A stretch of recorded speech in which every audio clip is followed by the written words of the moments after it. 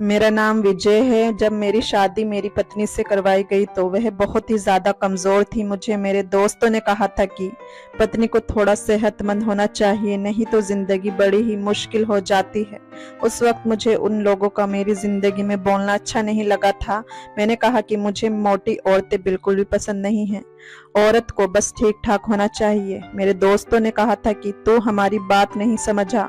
मैंने कहा कि तुम मेरी बात नहीं समझे, अपने काम से काम रखना सीखो। उनको तो मैंने गुस्से में दो चार बातें सुना दी। वे मेरे दोस्त थे, उन्होंने बुरा नहीं माना। लेकिन जब मेरी पत्नी से पाला पड़ा तो मैंने महसूस किया कि मेरी पत्नी का तो हाल ही कोई नहीं था। उसको देखकर तो ऐसा लगता था कि जैसे हड्डियों का ढांचा है। मैंने कहा कि मोटी लड़कियों से घर के काम नहीं होते हैं, पतली लड़की लेकर आएंगे तो भाग दौड़ के काम करेगी। और वैसे भी जब पत्नी के दो तीन बच्चे हो जाते हैं तो वह मोटी हो जाती है। अगर पहले ही सेहतमंद औरत लेकर आओ तो वह बाद में ज्यादा ही मोटी हो जाती है। मेरी माँ का लॉजिक क्या था ये तो वही जानती थी, लेकिन मुझे तो मेरी पत्नी को देखकर बड़ा ही अजीब लगता था। उसके चेहरे की भी हड्डियां निकली हुई थी, बिल्कुल भी सुंदर नहीं लगती थी। चेहरे पर तो थोड़ा बहुत मांस होना चाहिए था ताकि इंसान खूबसूरत तो लगे। उसको देखकर ऐसा लगता था कि जिंदगी में कभी खाना नहीं खाया और इसको किसी ने खाना नहीं दिया। मैं उसको कहीं भी लेकर जाता तो यही कहते थे, अपनी पत्नी को कुछ खिलाते नहीं हैं। ऐसी हालत में अब तक तो मैं उसे कहीं ले गया नहीं था, लेकिन मुझे नहीं लगता था कि मुझे ये गलती करनी चाहिए, वरना सारी बातें सिर्फ उसकी सेहत के आसपास ही घूमने लगती। और फिर वही हुआ जिसका डर था। माँ की सारी बात उल्टी हो गई, क्योंकि पतली औरत को तो वह ले आई, लेकिन अब उससे तो काम ही नहीं होता था। थोड़ा सा काम करती तो बैठ जाती कि मुझसे काम नहीं होता। उसे तो पानी की बाल्टी भी नहीं उठाई जाती, तो कपड़े धोना तो दूर की बात थी, वह तो आटा भी नहीं गुंधा सकती थी। कहती थी कि मेरे हाथ ऊपर से लाल हो जाते हैं क्योंकि हड्डियां बर्तनों के साथ टच होती हैं। अब मेरी माँ मुझे कहती, तेरी बात सच थी, मुझसे गलती हो गई। तो मैं उसे कहता, आप अपनी गलती के साथ खुद ही गुजारा करो, मेरी तो मजबूरी है, अब आपकी भी मजबूरी है। एक दिन ऑफिस से घर आया तो मेरी माँ खुद ही सारे काम कर रही थी। मैंने कहा क्या हो गया, तो कहने लगी कि सारा की तबीयत खराब हो गई है, थोड़े से कपड़े धोकर चक्कर खाकर गिर गई थी। तो वह मेरी पत्नी तुरंत अंदर गया तो मैंने चेक किया, उसे तो बुखार भी हो रहा था।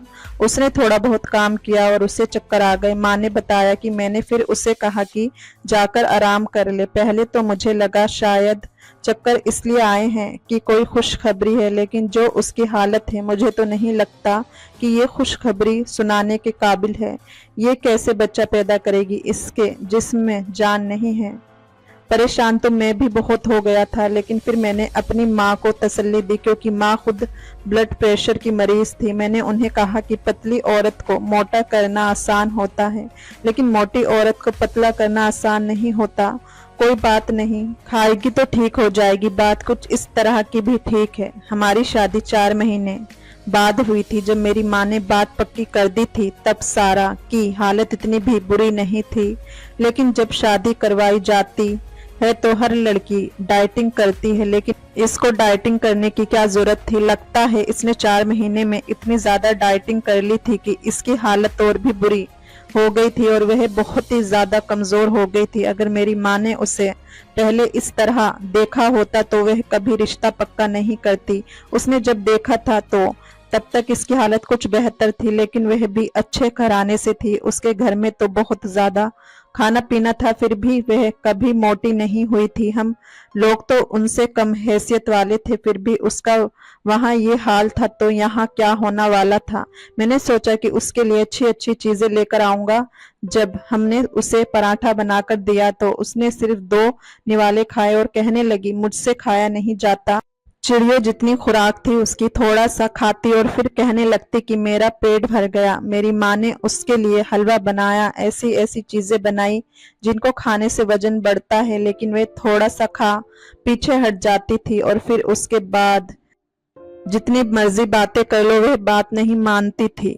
चाहे प्यार से कहो। वे कहती थी कि मुझसे खाया नहीं जाता और उसको देखकर ऐसा लगता था कि इसके पेट में तो एक प्लेट खाने की भी जगह नहीं है, तो जाहिर है वह पूरी प्लेट भी नहीं खा सकती। अब तो मैं मजबूर हो गया था। शादी के बाद पत्नी को डॉक्टर के पास ले जाया जाता है जब वह मां बनने वाली होती है, लेकिन मुझे लगता था कि अब इसको वैसे ही डॉक्टर के पास ले जाना पड़ेगा।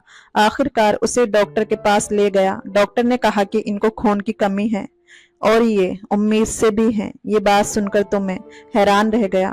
मुझे लगा कि इसके यहाँ बच्चा नहीं होगा क्योंकि वह बहुत कमजोर है, लेकिन बच्चा होने वाला था। अब तो मुझे अपने बच्चे की भी बहुत ज्यादा परवाह होने लगी थी। डॉक्टर ने कहा था कि अगर यही हालत रही तो जब वक्त आएगा तो आपकी पत्नी और बच्चे दोनों की जान को खतरा होगा। इसलिए तो ये 9 महीने आप लोगों के लिए बहुत ज्यादा महत्वपूर्ण है।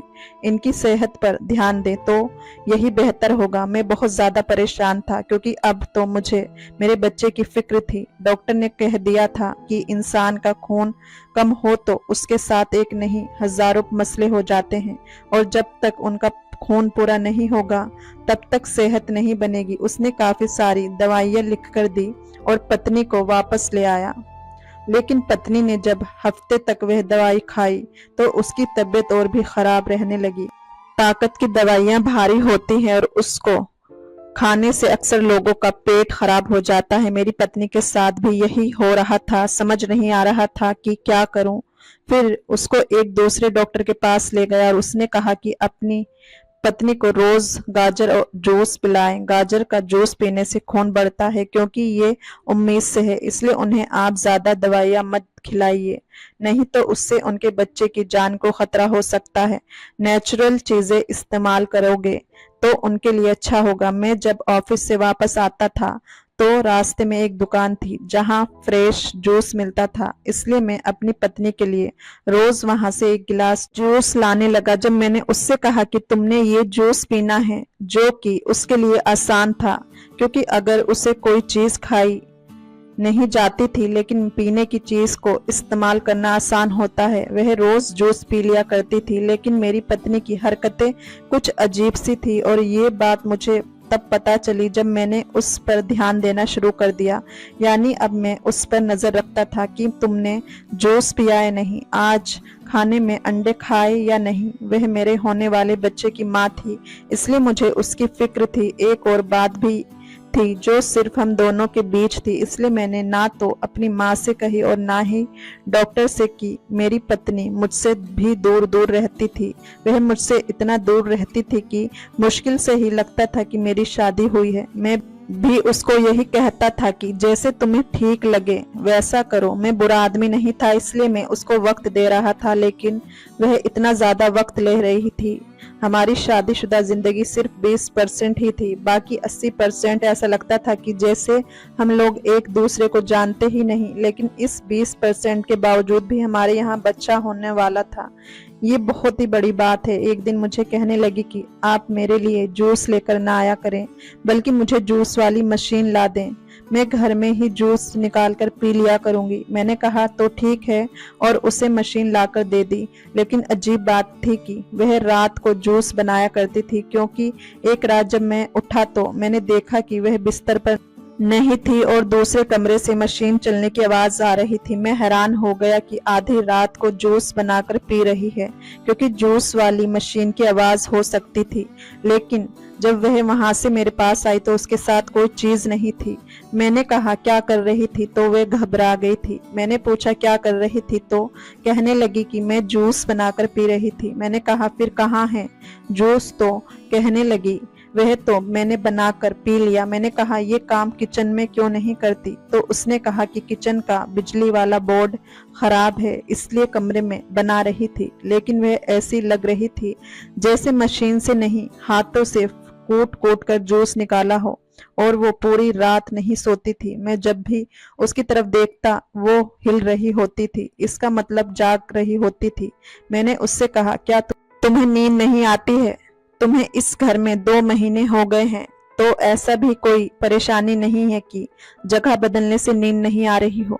मेरी माँ तो कहा करती थी कि जब औरत बच्चा पैदा करने के दौर से गुजरती है तो शुरू के महीनों में उसे बहुत ज्यादा नींद आती है, लेकिन मेरी पत्नी तो पूरी रात जागती रहती थी और रात जागने की वजह से उसे दिन में चक्कर वगैरह भी आते रहते थे। मेरी माँ बड़ी परेशान थी। वो कह रही थी कि अजीब हालत में फंस गई हूँ। सोचा था कि बुढ़ापे में मेरी बहू मेरी खिदमत करेगी, काम करेगी, लेकिन यहाँ तो ये मुझसे खिदमत करवा रही है। माँ की रोज रोज की बातें नहीं सुन सकता था, इसीलिए घर में एक नौकरानी भी रख ली और उससे कहा कि उसने घर के सारे काम करने हैं, और माँ को कहा कि आप कोई काम ना करें, अपनी पत्नी का ख्याल मैं खुद रख लूंगा। डॉक्टर ने ये भी कहा था कि आप अपनी पत्नी से दूर रहें, क्योंकि ये आपके बच्चे के लिए अच्छा ना होगा। मैं अपनी औलाद के लिए कुछ भी बर्दाश्त कर सकता था। बाप होना आसान नहीं होता। बाप होने के लिए पहले दिन से ही कुर्बानी देनी पड़ती है। जब मैं बाहर से जूस लाया करता था तो मेरी माँ भी पी लेती थी। मेरी माँ ने मुझसे कहा कि तूने जूस लाना बंद कर दिया। मैंने कहा कि हाँ, वो मैंने मशीन ला कर दी है, खुद ही बनाकर पी लेती है। मेरी माँ ने कहा उसे कहकर एक गिलास मुझे भी दे दिया करे, लेकिन अब मैं माँ को क्या कहता कि वो रात को बनाती थी। मैंने उससे पूछा था कि रात को क्यों जूस बनाकर पीती हो, तो उसने कहा कि दिन में पीने का दिल नहीं करता। मैंने उससे कहा कि जब बनाओ तो एक गिलास फ्रिज में रख दिया करो, सुबह माँ जी भी पी लिया करेंगी, उनका भी पीने का दिल होता है। इस बात पर वो थोड़ी घबरा गई। मैंने कहा कि क्या बात है, क्या तुम सुस्ती दिखा रही हो? इसलिए मैंने कहा था कि बाहर से बनवा लाया करूंगा। जब इंसान खुद बनाने लगता है तो सुस्त हो जाता है। उसने कहा कि ऐसा कुछ नहीं होगा, मुझे भी अपने बच्चे की फिक्र है। मैं चाहती हूँ कि मेरा बच्चा खैर से इस दुनिया में आए और मैं उसका ख्याल रखने के लिए सेहतमंद रहूं। पत्नी की बात ठीक थी कि खालिस और फ्रेश चीज से अच्छी चीज और क्या हो सकती थी। मैंने कहा कि ठीक है, और रोज तुम्हारे लिए 1 किलो फल लाया करूंगा। मैं रोज अपनी पत्नी को 1 किलो फल लाकर दे देता था और वो खुद ही जूस निकालकर पी लेती थी। रोज मुझे फलों के छिलके नजर आ जाते थे, इसका मतलब वो बात मान लेती थी। जाहिर है उसे भी तो अपने बच्चे की परवाह थी। लेकिन मुझे अपनी पत्नी के बारे में एक दोस्त से ये बात पता चली कि मैंने जिस लड़की से शादी की है वो तो बेचारी बड़े दुखी लोग हैं। अच्छा हुआ कि तुमने अनाथ लड़की से शादी की। मैंने कहा कि मेरी पत्नी अनाथ नहीं है, उसके माँ बाप है। तो उसने कहा कि नहीं, उसके माँ बाप तो इस दुनिया में नहीं रहे, बड़ी पुरानी बात है। मेरे बाबा मुझसे बताते हैं मोहल्ले में अचानक से ही शोर मच गया था। उनके घर में करंट लगने से उसके माँ बाप मर गए थे और इसी मौके पर जान बख्श हो गए थे, लेकिन बच्ची बच गई थी। ये इसी घर की बात है। मेरे दोस्त ने मुझे बताया और कहा कि घर तो यही है। मैंने कहा कि मेरे सास ससुर हैं और वो अपनी बेटी को अपनी बेटी ही कहते हैं। उन्होंने ये नहीं बताया कि ये हमारी बेटी नहीं है। मेरे दोस्त ने कहा कि यार, फिर वो उसके कोई रिश्तेदार होंगे या उसको किसी ने गोद ले लिया होगा। लेकिन अगर उन्होंने नहीं बताया तो तुम इस तरह की बात ना करना। अगर वो भी तुमसे ये बात छुपा रही है, तुम भी उसका भरम रखना, क्योंकि ये बात छुपाना कोई बुरी बात नहीं है। लेकिन उसके असली माँ बाप इस दुनिया में नहीं है, इस बात का मुझे पूरा यकीन है, क्योंकि पूरे मोहल्ले में जिस तरह से शोर पड़ा था और फिर उसके बाद जो घर का नजारा था, उन लोगों पर कयामत ही आ गई थी। और यही कहानी सब लोगों को पता है। मैंने ये बात अपनी पत्नी से नहीं की। मेरे दोस्त की बात ठीक है, अगर वो नहीं बताना चाह रही थी तो मुझे इसकी जासूसी लगाने का कोई भी हक नहीं था। वैसे भी मुझे इस बात से क्या फर्क पड़ता था कि उसके माँ बाप नहीं थे, तो इसमें मैं क्या कर सकता था? वो मेरी पत्नी थी और मेरे लिए अब यही बात सबसे ज्यादा जरूरी थी। हम दोनों का रिश्ता तो एक दूसरे से जुड़ गया था। अब उनके आसपास में क्या रिश्ते थे क्या नहीं थे, इससे हमारी जिंदगी का कोई असर नहीं करता। इसलिए मैंने सोच लिया था कि मैं इस बारे में कुछ सवाल नहीं करूंगा। दिन गुजरने लगे। एक दिन मेरी पत्नी की तबीयत बहुत खराब हो गई। डॉक्टर ने कहा कि बच्चे का तीसरा महीना शुरू है लेकिन बच्चे की ग्रोथ नहीं हो रही है। आपकी पत्नी लगता है ठीक से अपना ख्याल नहीं रखती है। मैंने कहा कि मैं सारा कुछ ठीक से लाके देता हूँ, खाना भी खाती है, रोज जूस भी पीती है, घर के काम करने का भी कोई परेशानी नहीं है। पर डॉक्टर ने कहा कि बच्चे की ग्रोथ बहुत सुस्ती से जा रही थी। इस तरह तो ये बच्चा बड़ा नहीं होगा और हमें कोई बुरी खबर सुननी पड़ेगी। मैं बड़ा परेशान हो गया कि मैं क्या करूं। मेरी पत्नी का पेट भी नहीं बढ़ रहा था। इस हवाले से उसका पेट बहुत ही छोटा था। 3 महीने के हवाले से तो उसको देखकर ऐसा लगता था कि वो मां बनने वाली नहीं है। डॉक्टर का भी कहना था कि 3 महीने में तो बाकायदा पेट निकल आता है और जो लोग पतले होते हैं उनका तो पेट ज्यादा नजर आता है। लेकिन आपकी पत्नी को देखकर ऐसा लगता नहीं कि ये प्रेग्नेंट है। डॉक्टर ने कहा था कि आपके बच्चे की जान पर इतना बड़ा खतरा मंडरा रहा है। आप लोगों को इस मामले को सीरियस लेना होगा। मेरा एक दोस्त था जिसके यहाँ बच्चा होने वाला था। वो बहुत खुश था, लेकिन उससे तकरीबन 8 महीने के बाद पता चला कि उसका बच्चा ठीक नहीं है और डॉक्टर ने उसकी पत्नी की जान बचाने के लिए बच्चे की जान कुर्बान कर दी। तब से मेरा दोस्त बिल्कुल बदल गया था और बिल्कुल भी पहले जैसा नहीं था। मैं उसको देखता था तो मुझे बहुत दुख होता था। मैं ऐसी जिंदगी नहीं गुजारना चाहता था। मुझे मेरी औलाद सही सलामत चाहिए थी। पत्नी ने कहा था कि मैं घर में ही जूस बना लिया करूंगी। तब से वह रात के वक्त जूस बनाया करती थी, क्योंकि कहती थी कि रात के समय जूस पीने से सारी रात में शरीर को उसकी पूरी ताकत मिल जाएगी। लेकिन जब वह किचन में जाती तो 2-2 घंटे वहां लगाती थी और जब 2-2 घंटे बाद वापस आती तो उसके हाथ में जूस का गिलास होता था। जूस तो वह मेरे सामने बैठकर ही पीती थी, लेकिन 2 घंटे में वह सिर्फ 1 गिलास जूस बनाया करती थी। इस बात की मुझे समझ नहीं आ रही थी। फिर एक दिन कुछ ऐसा हुआ कि मुझे अपने घर में से एक डिब्बा मिला जिस पर बाहर के देश की भाषा लिखी हुई थी, जो कि अंग्रेजी बिल्कुल भी नहीं थी। मुझे समझ नहीं आ रही थी, शायद फ्रेंच लिखी हुई थी। मैंने पूछा कि ये किस चीज का डिब्बा है। वह डिब्बा खाली था और उसमें पाउडर जैसी कोई दवा लगी हुई थी। मैं उसे डॉक्टर के पास ले गया तो डॉक्टर ने कहा कि ये वजन कम करने का सप्लीमेंट है जो बाहर के देश से मंगवाया जाता है। इससे वजन बहुत जल्दी कम होता है, लेकिन इसके साइड इफेक्ट्स भी होते हैं। मैं हैरान रह गया कि ये मेरे घर में कैसे आ गया। ये कोई ऐसी दवा नहीं थी जो बाजार में आम मिल जाती। ये तो बाहर से मंगवाई थी। लेकिन इसका यहाँ पर क्या काम था? हमारे घर में ऐसा कौन था जिसे वजन कम करने का शौक था? मेरी अम्मा तो कभी भी इस बारे में कोई बात नहीं सोचती थी, जबकि उनका वजन ज्यादा था। मेरा वजन भी ठीक था और मैंने खुद अगर ये दवा लेनी होती तो मुझे याद होता। और मेरी पत्नी को क्या वजन कम करना था।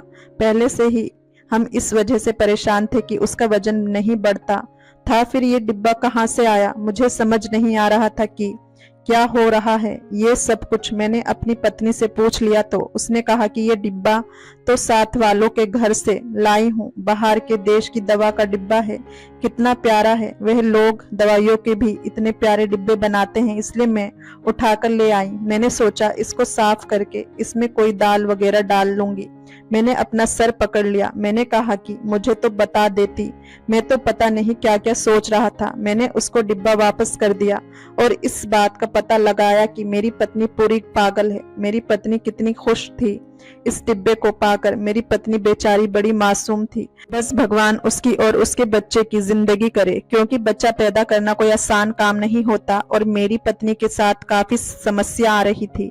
एक दिन मेरी पत्नी फिर से जूस बनाने गई और उसने काफी देर लगा दी। आज मुझे उससे कोई बात करनी थी और वह आ ही नहीं रही थी। जब मैं उसके पीछे गया तो मैंने ये देखकर हैरान रह गया कि उसने किचन के दरवाजे के अंदर से लॉक लगा रखा था।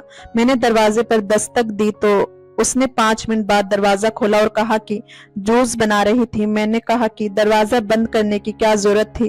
तो उसने कहा कि मैंने दरवाजा बंद किया कि आवाज बाहर ना जाए, क्योंकि जब जूस बनाते हैं तो जूस वाली मशीन में से बहुत शोर की आवाज आती है। ये शोर की आवाज सुनकर माँ जाग जाती। बात तो उसकी ठीक थी। मैंने कहा कि ठीक है, दरवाजा बंद किया करो, पर लॉक करने की जरूरत नहीं है। कहीं अंदर से दरवाजा लॉक हो जा गया तो फिर क्या करोगी? तबीयत भी तुम्हारी ठीक नहीं रहती, अचानक तुम्हें चक्कर आ जाते हैं। मैं उसको वापस अपने कमरे में ले आया। डॉक्टर ने फिर से बुरी खबर सुनाई। उसने कहा कि आपके बच्चे की हालत बिल्कुल भी ठीक नहीं है और आपकी पत्नी का पेट बढ़ नहीं रहा। मैं हैरान रह गया कि मैं क्या करूं। अपनी तरफ से तो सब कुछ कर दिया था। डॉक्टर यूं तो काफी अजीब बातें कर रही थी जिनकी मुझे समझ नहीं आ रही थी। वह तो इस तरह से बात कर रही थी जैसे मेरी पत्नी पूरा दिन काम करती है और हम उसे खाने को कुछ नहीं देते। वह मुझ पर शक भी कर रही थी कि शायद हम उस पर जुल्म करते हैं और ये बेचारी कुछ बता नहीं रही है। उसने अकेले में भी मेरी पत्नी से कुछ बातें इस तरह की पूछी कि आजकल इस तरह भी होता है। लेकिन एक बात उसने बड़ी अजीब सी कही। उसने मेरी पत्नी से कहा कि आप टाइट कपड़े तो नहीं पहनती हैं, कहीं आप अपने पेट के बल तो नहीं सोती हैं, क्योंकि आपका पेट काफी दबा हुआ सा लग रहा है। मैं ये बात सुनकर बड़ा हैरान हुआ। मेरी पत्नी एक दफा सो जाती थी तो मैं भी सो जाता था, बल्कि वह हमेशा मेरे सोने के बाद ही सोती थी, इसलिए मुझे नहीं पता कि वह किस तरह से सोया करती थी। सुबह जब मैं उठ जाता था तो वह पहले से ही जागकर नाश्ता बना रही होती थी। एक दिन मैंने सोचा कि मैं अपनी पत्नी पर रात में नजर रखूंगा। मैंने आधी रात का अलार्म लगा दिया, लेकिन फोन को अपने कान के बिल्कुल करीब रखा कि सिर्फ मुझे ही अलार्म सुनाई दे। और फिर आधी रात को मैंने अपनी पत्नी को देखा तो मैं हैरान रह गया। मेरी पत्नी का पेट ऐसे ही हिल रहा था जैसे उसके अंदर कोई बहुत भारी चीज है।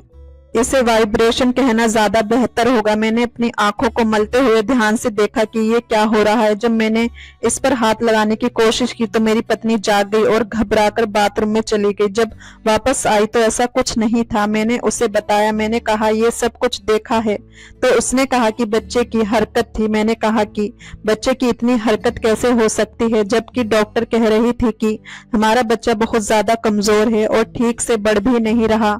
उसने कहा और क्या हो सकता है मेरे पेट में? आपने देखा ना, मेरा पेट हिल रहा था तो जाहिर है बच्चे की हरकत थी। और क्या हो सकता है? आप क्या कह रहे हैं? हो सकता है आपको कोई वहम हुआ हो, क्योंकि आप भी तो नींद में थे। मैं वाकई नींद में था और रात का समय था, क्योंकि अभी तो मेरी पत्नी के साथ ऐसा कुछ नहीं था। उसने कहा कि देख लें, अभी तो कुछ नहीं हो रहा, यहाँ तक कि अगर आधे घंटे में भी कुछ नहीं हुआ तो पता नहीं क्या हो रहा है। मैंने अपनी माँ से भी पूछा तो उन्होंने कहा कि बच्चा तो 5वें महीने में जाकर हिलना डुलना शुरू करता है। 3 महीने का बच्चा कहाँ हिलता है, वह तो एक मटर के दाने से भी छोटा होता है। मैं डॉक्टर को भी ये बात बताकर उसको मुश्किल में नहीं डालना चाहता था, क्योंकि उसे भी समझ नहीं आ रही थी। मेरे पास एक ही तरीका था कि मैं अपनी पत्नी पर नजर रखूं और चेक करूं कि वह ये सब कुछ क्या कर रही है। कुछ दिन बाद पता चला कि हमारे किचन में से बड़ी ही बदबू आ रही थी। जब देखा तो पता चला कि हमारे डीप फ्रीजर के पीछे खाने की कोई चीज सड़ रही थी। लेकिन ये तो वही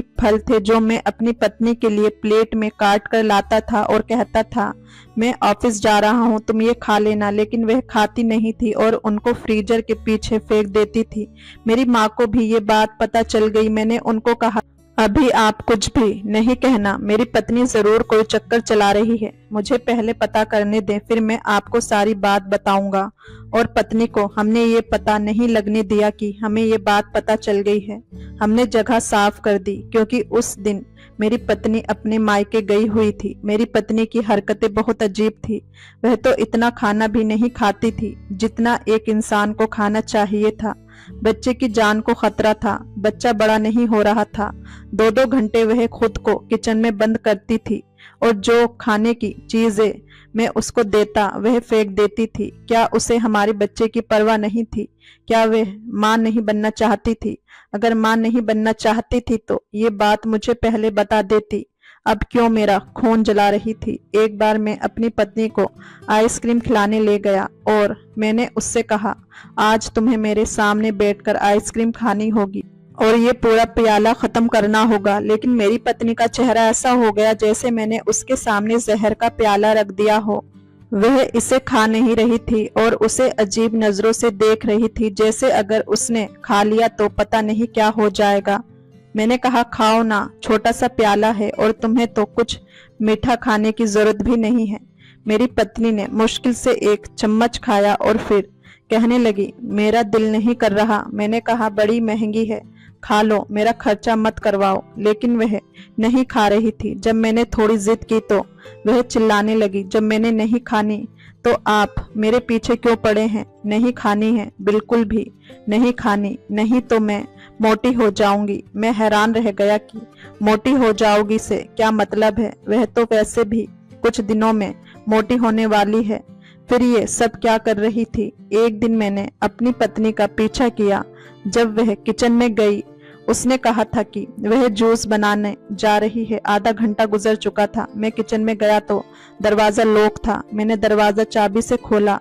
वह भी हैरान रह गई, लेकिन सामने का दृश्य देखकर मैं भी हैरान रह गया। मेरी पत्नी ने गाजर का जूस बनाया था, लेकिन असल में वह उसके जूस में पतला होने की दवाई मिला रही थी।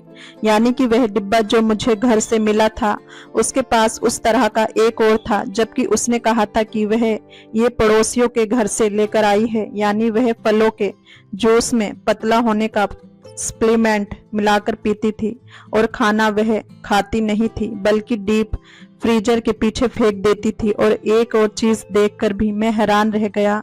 मेरी पत्नी ने अपने पेट के ऊपर एक मशीन पहनी हुई थी, जिससे उसका पेट वाइब्रेशन के जरिए हिल रहा था और इस तरह से वजन कम होता था। ये वही मशीन थी जिसकी आवाज मुझे रात को भी आती थी और मेरी पत्नी कहती थी कि ये जूस वाली मशीन है, जबकि जूस वाली मशीन को उसने हाथ भी नहीं लगाया था। ये मशीन उन लोगों के लिए बनाई गई थी जो अपने पेट की चर्बी को कम करना चाहते थे। मेरी पत्नी का पेट तो बच्चे की वजह से बढ़ रहा था, इसलिए वह अपने पेट को कम करने के लिए इस मशीन का इस्तेमाल कर रही थी। मैंने अपना सिर पकड़ लिया। मैंने अपनी पत्नी का हाथ पकड़कर उसे अपने कमरे में ले आया।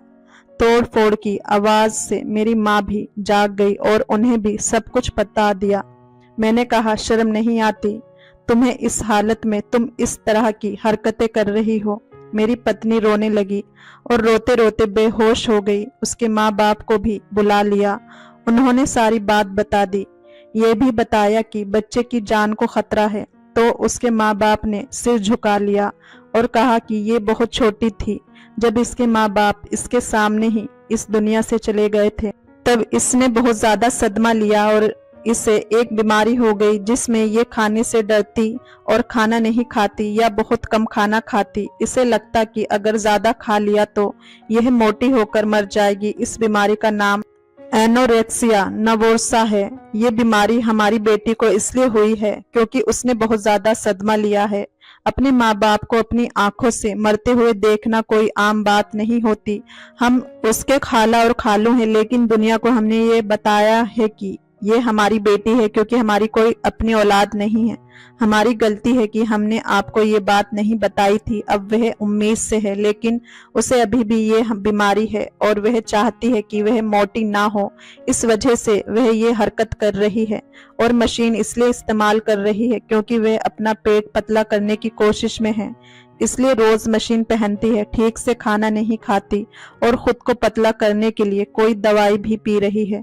ये सब कुछ इसी बीमारी का हिस्सा है, जानबूझकर नहीं कर रही है। मैंने अपना सिर पकड़ लिया और ये समझ नहीं आ रहा था कि मैं क्या करूं। मैंने कहा कि आपने इसका इलाज नहीं करवाया, तो उन्होंने कहा कि ये इलाज करवाती ही नहीं थी, ये दवाइयाँ ही नहीं खाती थी, अक्सर भाग जाती थी। एक बार यहाँ तक मामला आ गया था कि डॉक्टर ने कहा कि इसे सेंटर भेज दो और खुद चले जाओ, लेकिन हम ये कर नहीं सके और हमने इसकी शादी करवा दी। मैंने अपना सिर पकड़ लिया क्योंकि अब मेरे साथ तो परेशानी बन गया था। मेरी पत्नी एक मानसिक रोगी थी और मेरे बच्चे की जान को भी खतरा था।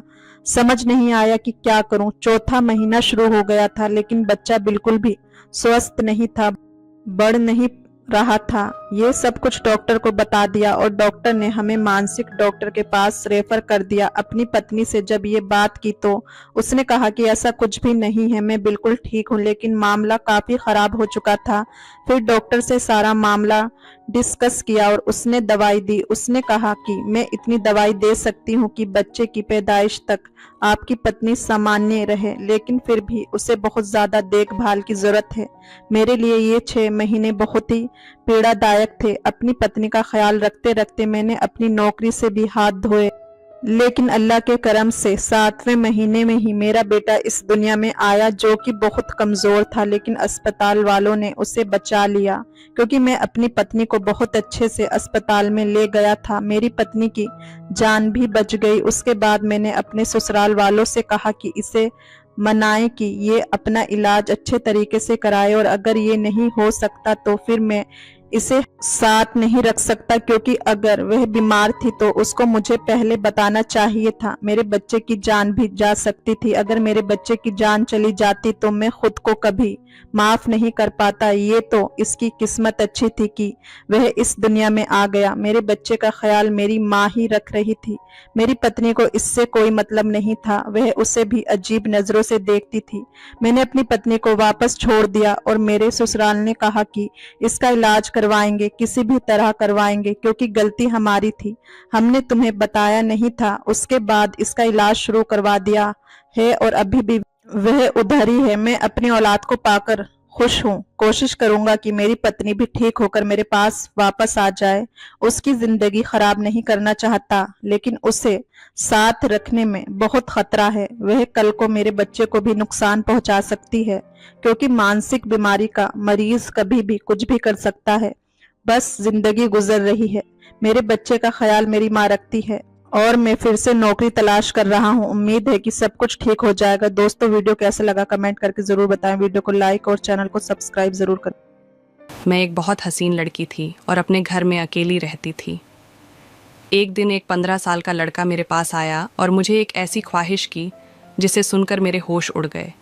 मैंने कभी नहीं सोचा था इतना छोटा बच्चा इतनी बेबाकी से यह ख्वाहिश जाहिर करेगा, पर मैं क्या करती।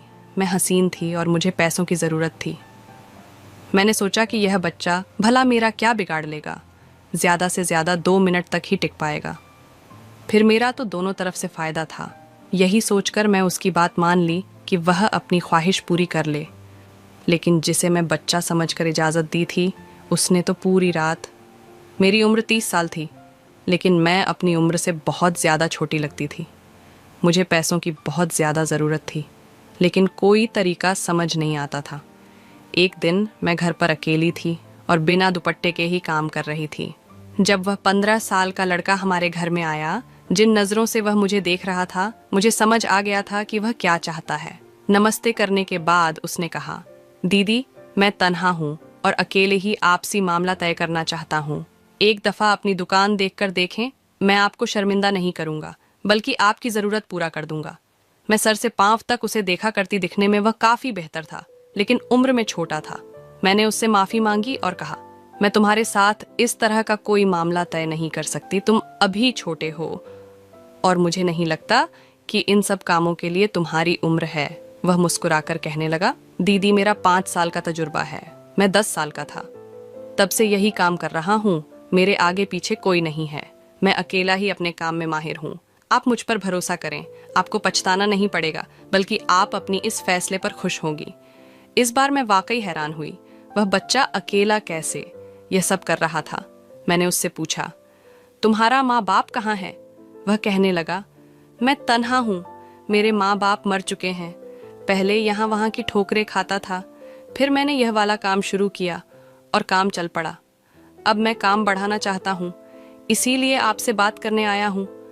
अगर आप मेरा साथ दोगी तो मैं आपके भी बहुत काम आऊँगा। आखिरी बात सुनकर मैं चौंक गई थी।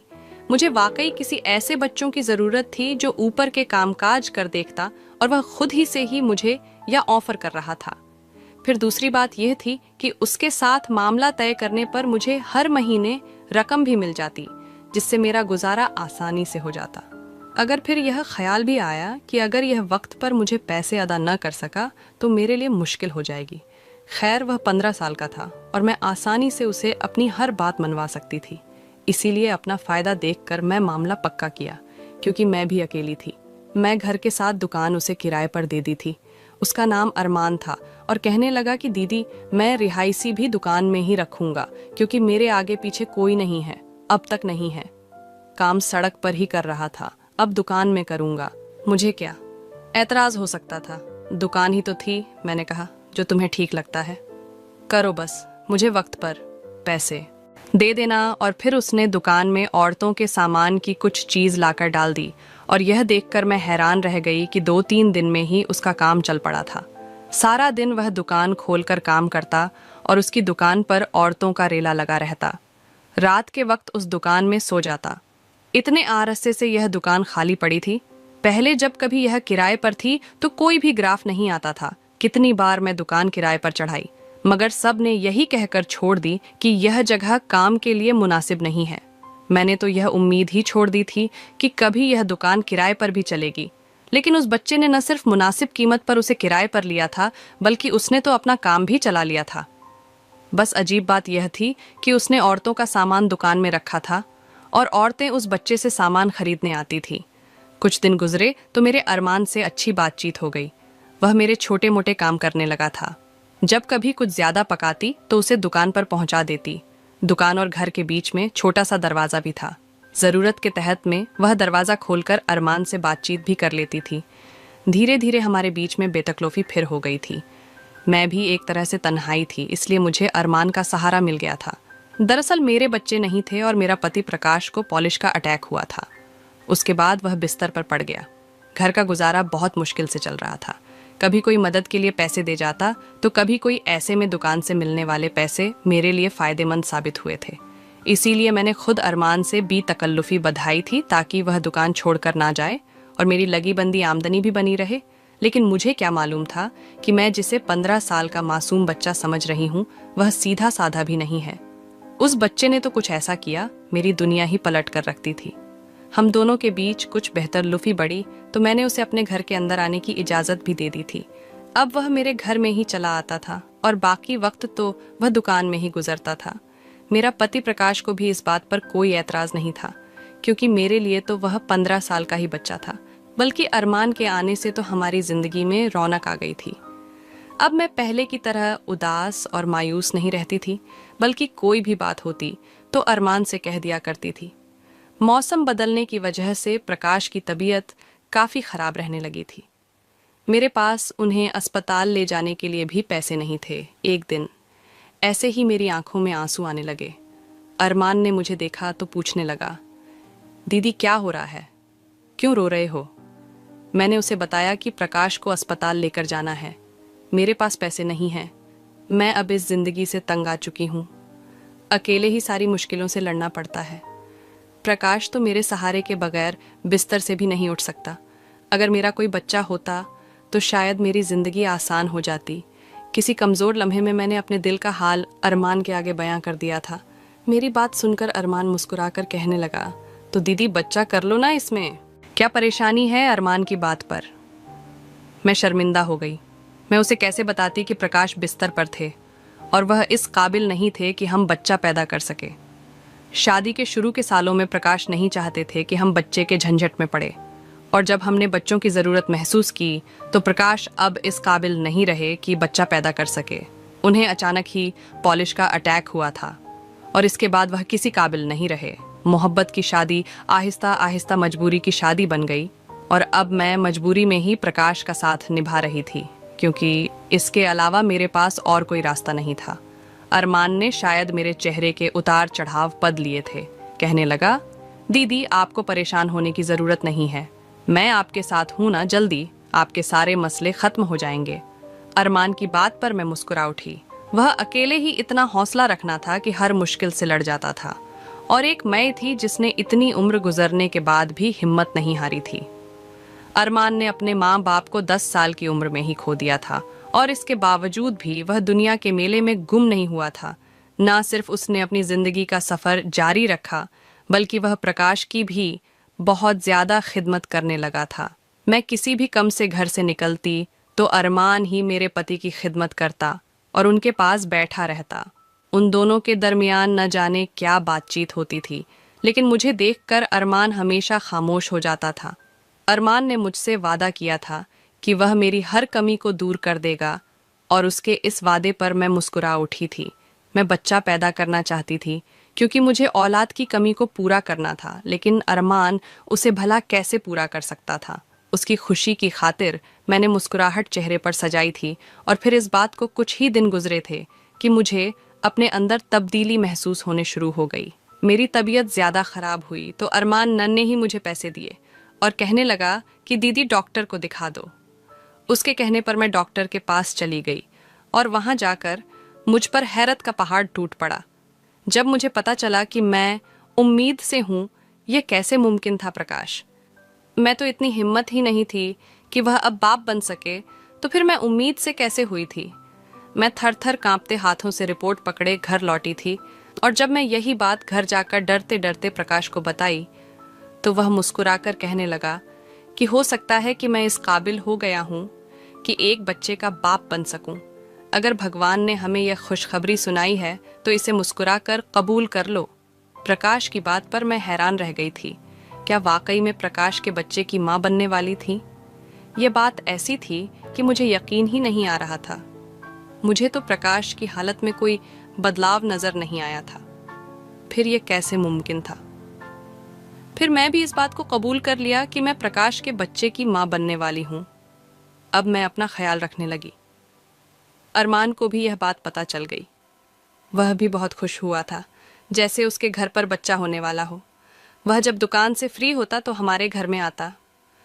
प्रकाश को नहलाने का काम उसने अपने ही जिम्मे में ले लिया था। प्रकाश की अक्सर वही खिदमत करने लगा था, क्योंकि अब तो मेरी हालत भी ऐसी नहीं थी। पहले भी वह प्रकाश के पास आकर काफी देर तक बैठता रहता था। इसीलिए तो मुझे लगता था कि अरमान के आने से मेरी जिंदगी बदल गई है। अब तो वह मेरे लिए कभी फ्रूट लाता तो कभी जूस।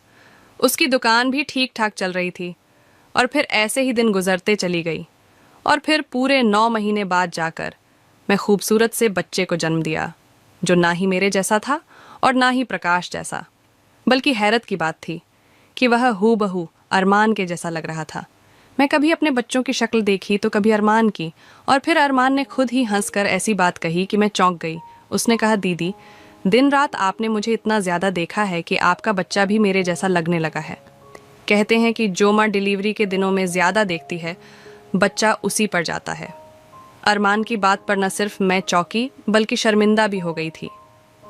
इतनी कम उम्र में ही उसे इन सब बातों का भी मालूमात थी। मेरी गोद में बच्चा आ गया था। मेरी खुशी की इम्तिहान नहीं। मैं अपने बच्चों को लेकर घर आई तो जैसे ही मेरी ज़िंदगी में बाहर आ गई, लेकिन अब खर्चा पहले से भी ज़्यादा बढ़ गया था। समझ नहीं आ रहा था कि यह खर्चा कैसे पूरा होगा। और फिर अरमान ने ही मुझे बच्चों के खर्चे के लिए पैसे देने शुरू कर दिए। मेरे और मेरे बच्चे की जिम्मेदारी उसी ने पूरी तरह उठा रखी थी, बल्कि हमारे लिए तो वह बिल्कुल गैर नहीं रहा था। मैं तो उसे छोटे भाई की तरह अजीज रखने लगी थी, क्योंकि उसी की बदौलत हमारे हालात अच्छे हो गए थे। और जैसे ही मेरा बच्चा 6 महीने का हुआ तो मुझे पता चला कि मैं फिर से उम्मीद से हूँ। मैं फिर से हैरान रह गई।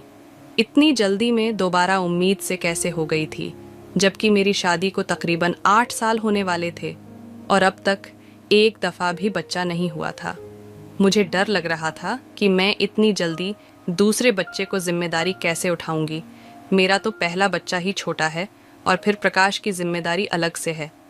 मैं इस परेशानी में थी कि प्रकाश ने मुझे समझाया और कहने लगा, जब भगवान की तरफ से हमें खुशखबरी मिल रही है तो इनकार ना करो और इसे ले लो। जहाँ पहले बच्चा पैदा होकर हमारे पास आ गया है, इसी तरह दूसरा भी आ जाएगा। मैं सर झुकाकर प्रकाश का हमारी जिम्मेदारी अरमान की कंधे पर है, जो हमारा कुछ नहीं लगता। अब यह बच्चा आएगा तो इसका खर्चा भी अरमान के कंधे पर आ जाएगा और मेरा दूसरा बच्चा भी इस दुनिया में आ गया। मैं 2 बच्चों में इस कदर मसरूफ़ हो गई कि मुझे प्रकाश का ख्याल रखने की फुर्सत ही नहीं होती। उन्हें तो अरमान में ही पूरी तरह संभाल लिया था। वक्त बहुत तेज़ी से गुजर रहा था। अब तो मेरा और अरमान का साथ इस कदर दोस्ताना था कि हम एक दूसरे से दिल की हर बात कहने लगे थे। मैं सारा सारा दिन बच्चों के पीछे पागल होती थी और रात को थक कर गहरी नींद में सो जाती।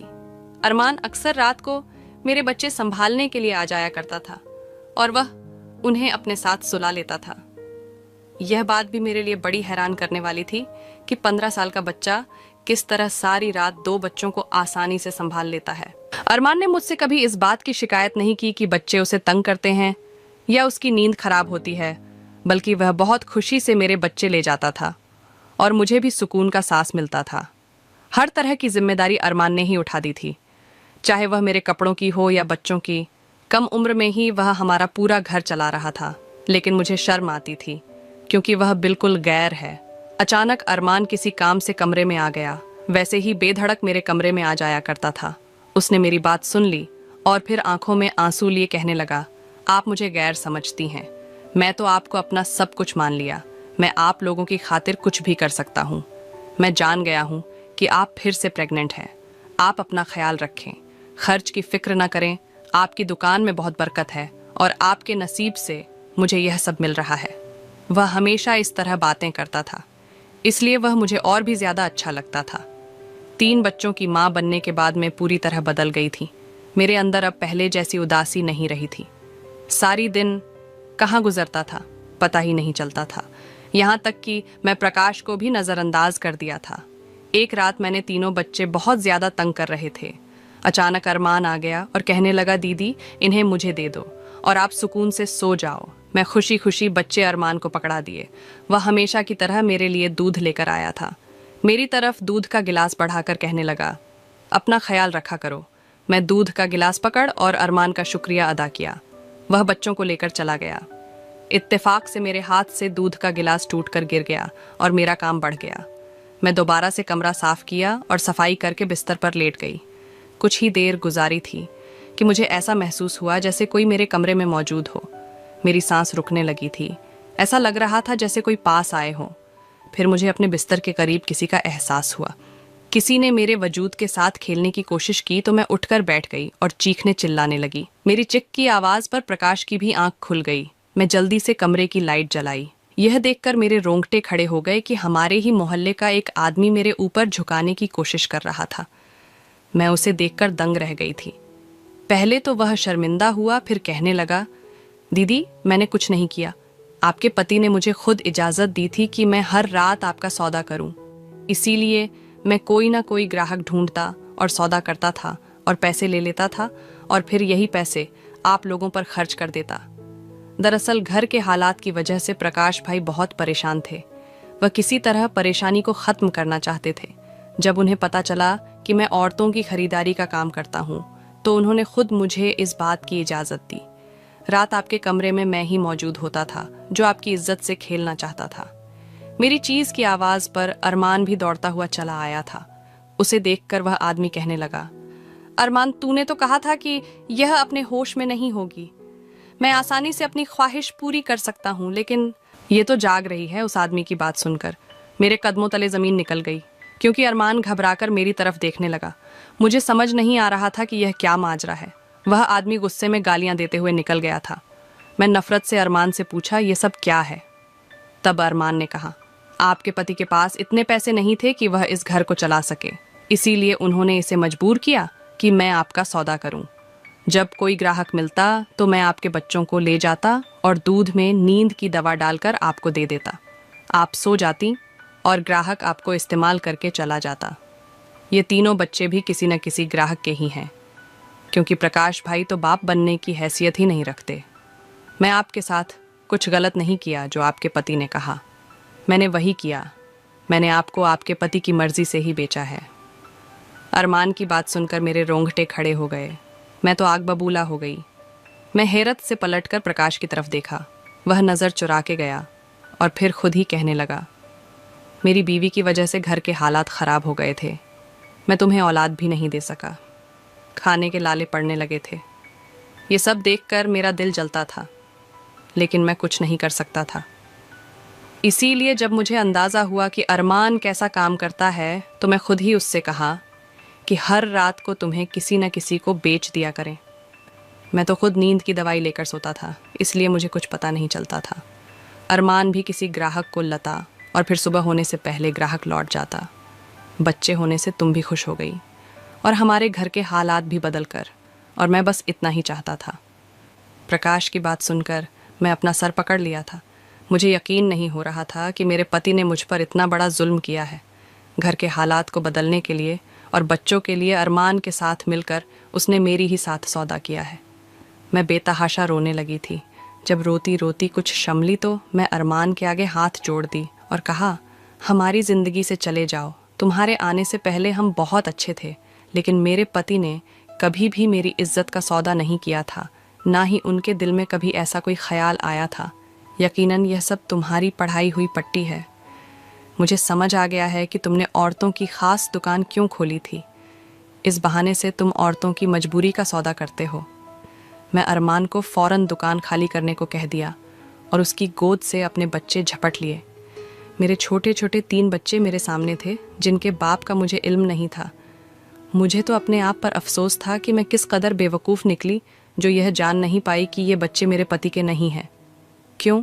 मैं उन दोनों मर्दों के हाथ बेवकूफ़ बन गई थी। मेरा मुजरिम सिर्फ अरमान नहीं था बल्कि प्रकाश भी था। लेकिन मैं क्या करती? मैं प्रकाश के साथ शादी में थी और उनके हालात ऐसे नहीं थे कि मैं उन्हें छोड़ देती। इसीलिए मैंने मजबूरी में उनके साथ गुजारा शुरू कर दिया। अरमान दुकान छोड़कर चला गया। मैं उसी दुकान में कुछ जमा शुदा पैसों से औरतों का सामान डाल दिया और ख़ुद वह दुकान चलाने लगी। ग्राहक तो पहले ही बन चुके थे, इसलिए मेरी दुकान चल गई और गुजारा होने लगा। मैंने अपने बच्चों को सीने से लगा लिया क्योंकि यह बच्चे हैं। उनका बाप कौन है यह मैं नहीं जानती। अगर मैंने इन्हें अपनी कोख से पैदा किया है इसलिए उनके लिए मेरे दिल से मोहब्बत कम नहीं है। आप लोग बताएं, जो मेरे साथ हुआ क्या वह सही है? क्या मेरे पति को यह हरकत करनी चाहिए थी? क्या घर के हालात सुधारने के लिए कोई भी मर्द अपनी औरत की इज्जत का सौदा करता है? क्या मुझे अपनी औलाद को छोड़ देना चाहिए? क्या आजकल के दौर में किसी भी कम उम्र या जवान लड़की पर भरोसा करना चाहिए? आप अपनी राय हमें दे सकते हैं। कहानी अच्छी लगी हो तो लाइक, सब्सक्राइब और शेयर कर देना। धन्यवाद दोस्तों।